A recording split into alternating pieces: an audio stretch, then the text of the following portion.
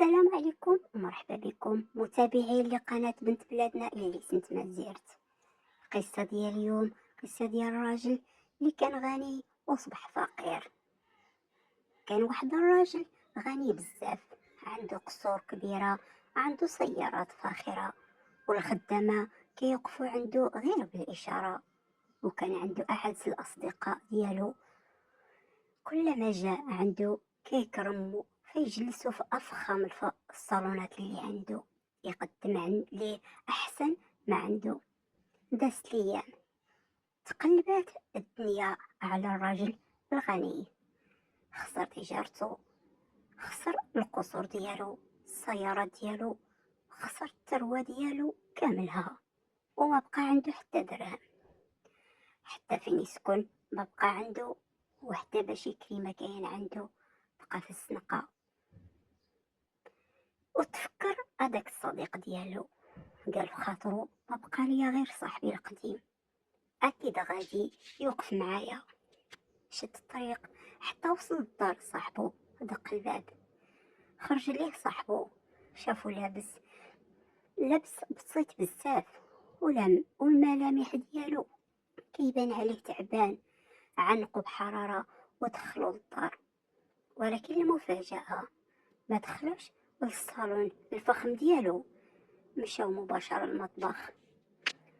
الراجل الغني اللي أصبح فقير تحسر في خاطره وقال: حتى انت تبدلتي، الزمان كنت كتجلسني في الصالون، واليوم دخلتيني المطبخ.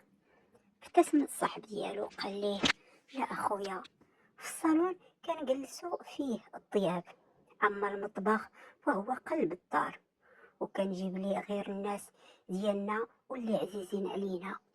بغيتك تعرف بأن مكانتك عندي ما تنقصش، بالعكس وليت من أهل الدار. وقف الراجل بالدموع هبطة بلا ما يحس بها، وبقى ساكت شوية. من بعد قال لصاحبو: سمح لي، كنت كنظن أننا فقدت كل شيء، السيارة ديالي، الضيوف ديالي، ما بقى عندي حد في الدنيا. ولكن اليوم عرفت أن أغلى كنوز ما كانش بالفلوس ولا القصور، كان هو أنت، الصديق المصدوق.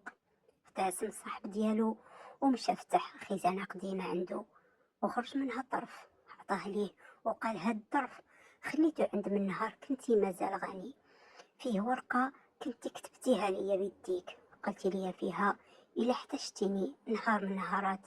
اعتبر دارك ومالي مالك، اليوم جيت نرد ليك الخير الجميل.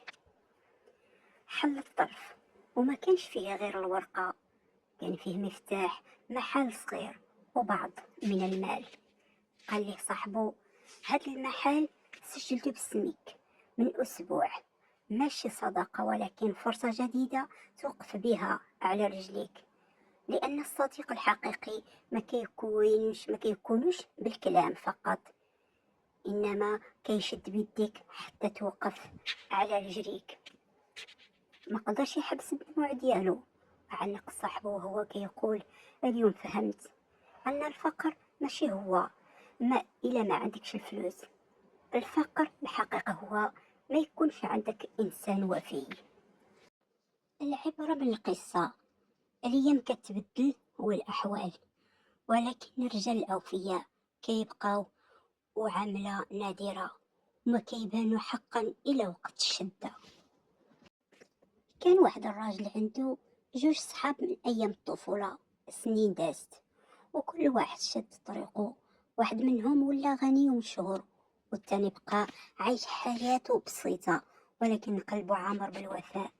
في نهار واقع، الراجل الغني مشكل كبير وخسر فلوسه كاملة، وحتى الناس اللي كانوا كيدوروا معاه اختفوا، كل واحد ولا كيقول ما عرفناكش. بقى تائه وما عرفش فين يمشي. وفجأة تذكر صاحبه القديم، قال: يمكن هو آخر واحد يفتح لي الباب.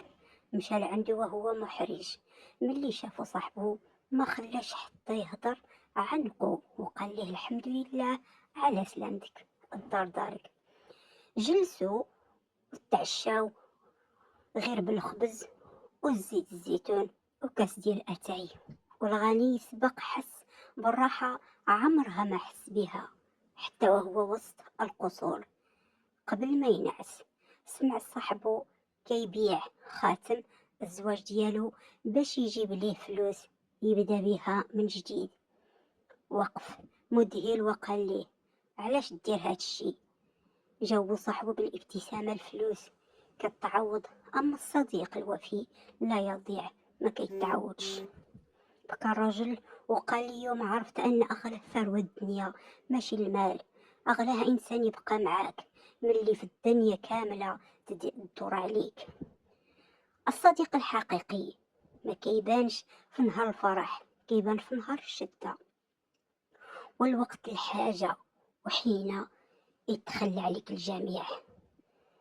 اللهم نسألك من رضاك وجنتك، ونعوذ اللهم برضاك من سخطك، وبمعافاتك من عقوبتك، ونعوذ بك منك، لا إله إلا أنت.